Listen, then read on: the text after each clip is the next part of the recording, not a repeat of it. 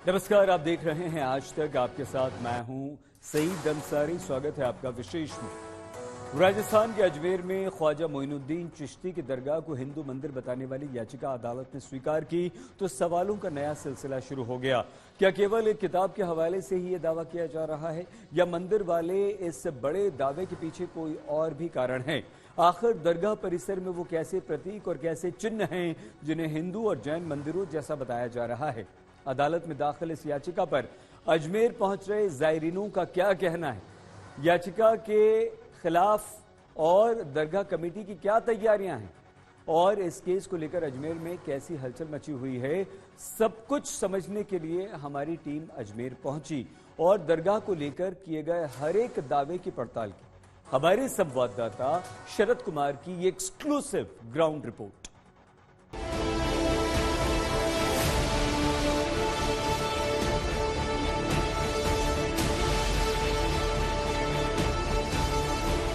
उसी आस्थाने के इतिहास को लेकर सवालों का नया सिलसिला शुरू हो गया है, क्योंकि ख्वाजा मोइनुद्दीन चिश्ती की दरगाह के नीचे शिव मंदिर होने का दावा किया गया है।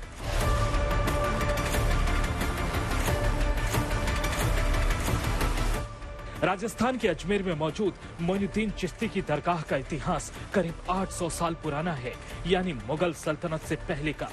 यहाँ हर साल लाखों जायरीन इबादत को पहुँचते हैं। ख्वाजा के सालाना उर्स पर दुनिया भर से लोग अजमेर पहुँचते हैं।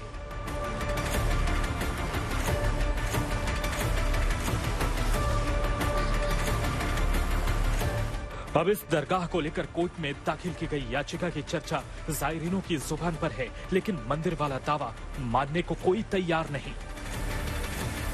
हाँ, ख्वाजा साहब की आस्था पे आए हैं, बहुत पुरानी हस्ती है हमारे, तो आए हैं। ये तो वफा है, ये पॉलिटिकल दबो है। ये बात क्या है?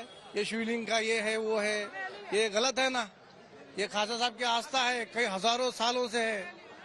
ये तो तुम बोले ना कि कौन की आरती का दाया करिए, बोले कौन है वो, क्या नाम बताए आप? विष्णु गुप्ता से मैं गुजारिश करता हूँ ये मत कीजिए, बोलिए। ये करना अच्छी बात नहीं है, ये गलत होता है। ये ख्वाजा साहब की दरबार है, ख्वाजा साहब के सभी धर्म के लोग आते हैं, सब धर्म के लोग आते हैं ना। हिंदू आते हैं, मुस्लिम आते हैं, सिख आते हैं, सब आते, सब भाई आते। ये गलत बात है ना भाई। सिर्फ मुस्लिम नहीं, अजमेर पहुंचने वाले हिंदू श्रद्धालु भी मंदिर के दावे को नकार रहे हैं और मंदिर वाले दावे को खारिज करते हुए अपनी दलील दे रहे हैं।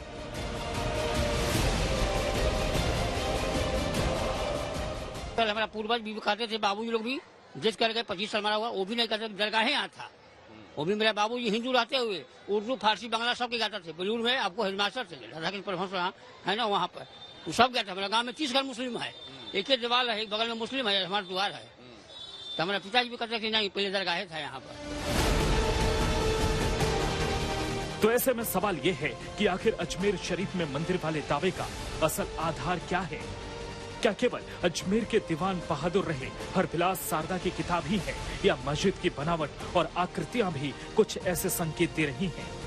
इन्हीं सवालों की पड़ताल के लिए आज तक संवाददाता शरद कुमार अजमेर शरीफ में उन जगहों पर पहुंचे जहां पर पुराने वक्त में मंदिर होने का दावा किया जा रहा है। फिलहाल अभी मैं ख्वाजा साहब के दरगाह के अंदर हूं और मेरे पीछे आप देख सकते हैं बुलंद दरवाजा है, जिसे लेकर पूरा विवाद है। मजार के नीचे शिवलिंग के अलावा कहा जा रहा है कि ये बुलंद दरवाजा है। बुलंद दरवाजे की छतरियों को देखिए आप, ये जो छतरियां 1, 2, 3 बनी हुई हैं, इन तीनों छतरियों को कहा जा रहा है कि ये जैन टेम्पल या हिंदू मंदिर, इनके अवशेष से बनाया है। महमूद खिलजी ने इस बुलंद दरवाजे को बनाया था। और ऊपर आप देखेंगे तो कलश भी है, जिसे कहा जा रहा है कि शिव मंदिरों में दिखाया जाता है। यहाँ उर्स का झंडा चढ़ता है, इसका अपना एक धार्मिक महत्व भी है। यही सबसे पहला दरवाजा है जिसे महमूद खिलजी ने बनाया था।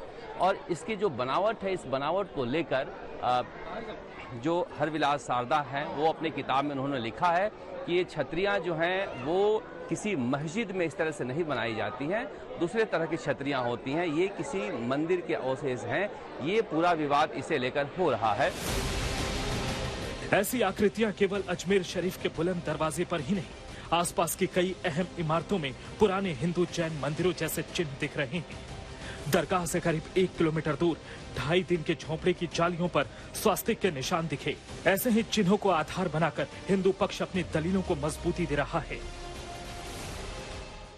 अजमेर शरीफ के दरगाह से 1 किलोमीटर दूर ये है 2.5 दिन का झोपड़ा, जिसके बारे में कहा जाता है कि मोहम्मद गोरी के गुलाम कुतुबुद्दीन ऐबक ने इसे बनवाया था। इसे लेकर शुरू से ही विवाद रहा है। ये जो आकृतियां हैं, आकृतियों को लेकर कहा जाता रहा है कि ये जो खंभे आप देख रहे हैं, ये सारे खंभे जैन टेम्पल के अनुसार बने हुए हैं और उसके अवशेष से बने हुए हैं। हिंदू पक्ष कहता है कि ये संस्कृत विद्यालय था और मुस्लिम पक्ष कहता है कि ये मस्जिद है और इसे लेकर यहाँ पर विवाद होता रहा है। एएसआई के अंदर आता है, आर्कियोलॉजिकल सर्वे ऑफ इंडिया के अंदर आता है, मगर कहा जा रहा है कुछ सालों से अब यहाँ पर नमाज भी हो रही है। ये जो पिलर देख रहे हैं, इन पिलर की आकृति और पिलर के ऊपर जो आकृतियां बनी हुई है, इन्हें सब कहा जा रहा है कि ये भग्नावशेष हैं जैन टेम्पल्स के और हिंदू टेम्पल्स के। और इधर जैसे ही आप आगे आइएगा, आगे बढ़ते चले जाइएगा तो आपको ये दिखाई देगा कि ये जो दीवारें हैं वो दीवारें सभी मंदिर के खिड़कियां होने के बारे में कहा जाता है। ये जो स्वास्तिक के निशान हैं, ये स्वास्तिक के निशान, इसकी निशानी कही जाती है कि मस्जिद में आखिर स्वास्तिक की निशानी कैसे हो सकती है। और ये जो पिलर देख रहे हैं, इस पिलर को भी कहा जाता है कि आप राजस्थान के दूसरे मंदिरों में या जैन टेम्पल में जाएंगे तो इस तरह से पिलर मिलेंगे। और ये जो है स्वास्तिक की निशानियां हैं, इसके बारे में कहा जाता है कि ये एक आध बची हुई हैं, बाकी खिड़कियों पर अगर आप देखेंगे तो वहां से तोड़ भी दिया गया। अजमेर की दरगाह को लेकर कोर्ट में याचिका लगाई गई है, जिसकी अगली सुनवाई 20 दिसंबर को होगी। हालांकि कई लोग ऐसा दावा कर रहे हैं कि भले ही याचिका अभी लगाई गई हो, लेकिन अजमेर के लोगों के जहन में ये बातें पहले से ही हैं। मैं 2.5 दिन के झोपड़े की बात जो कर रहे हैं, 2.5 दिन का झोपड़ा नाम की कोई चीज है नहीं। 2.5 दिन तक लगातार उस संस्कृत पाठशाला को तोड़ने का काम किया गया, उसका रूप बदलने का काम किया गया और उसके स्ट्रक्चर, वहाँ के सारे चिन्ह अवशेष वहाँ मौजूद है कि वहाँ स्वास्तिक बना हुआ, वहाँ जो मूर्तियां वहाँ से निकली हैं उनमें, वहाँ अगर आप जाएंगे अंदर तो कई जगह मूर्तियों के अवशेष आपको मिलेंगे, टूटे फूटे भग्न अवस्था में मिलेंगे। और एएसआई का जो वहाँ पर रूम है, आर्कियोलॉजिकल सर्वे ऑफ इंडिया का पुरातत्व विभाग का जो रूम है, उसमें 250 से ज्यादा मूर्तियां जो वहाँ से निकाली हुई है वो मौजूद है। हालांकि हिंदू मंदिरों और स्वास्तिक चिन्ह को लेकर दरगाह कमेटी का अपना अलग अलग दावा, अलग अलग दलील है। वो इन निर्माणों को हाल का बता रहे हैं, मंदिर के किसी निशानी के सबूत को पूरी तरह खारिज कर रहे हैं। जनरल जो था, हिटलर नाम था उसका, स्वास्तिक का निशान उसका है। यहाँ वाला हिटलर का निशानी है? नहीं, ये यहाँ के धर्म का अलग। मैं धर्म की बात कर रहा हूँ, धर्म की बात कर रहा हूँ, तो वो उससे लिया गया है। स्वास्तिक का निशान वहां से आया है। आज घरों के अंदर जितनी सीमेंट की जालियां वगैरह बन रही हैं, उसके अंदर स्वास्तिक है। और वो जो आप जिसकी बात कर रहे हो, वो रिसेंटली बनी हुई सीमेंट की जाली है, वो पुरानी जाली नहीं है। आर्काइव वालों ने वहां कोई हो गया था काम, उन्होंने कहा कि भाई इसकी रिपेयर वगैरह करनी है, उन्होंने देखा ये है, और जो जालियां उनके हाथ लगी है, जो मटेरियल उनको प्रोवाइड किया गया था वो लगा दिया। अजमेर में ख्वाजा गरीब नवाज की दरगाह का ऐतिहासिक और धार्मिक महत्व बहुत गहरा है। अब इस याचिका को लेकर अजमेर समेत पूरे देश में जबरदस्त चर्चा है।